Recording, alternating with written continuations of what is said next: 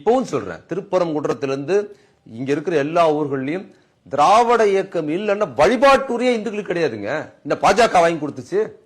விளக்கத்துக்குலாம் போறாங்களே இன்னைக்கு.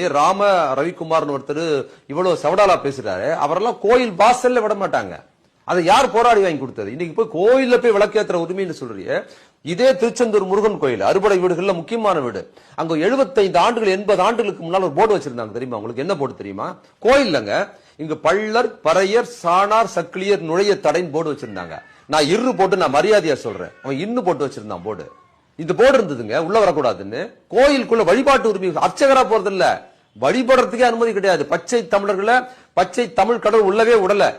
அப்போ பெரியார் இயக்கம் தான் உள்ள போய் இந்த போர்டை அடிச்சு உடைச்சிட்டு எல்லாரையும் உள்ள கொண்டு விட்டதே பெரியார் இயக்கம் தான் வழிபாட்டு விட்டது.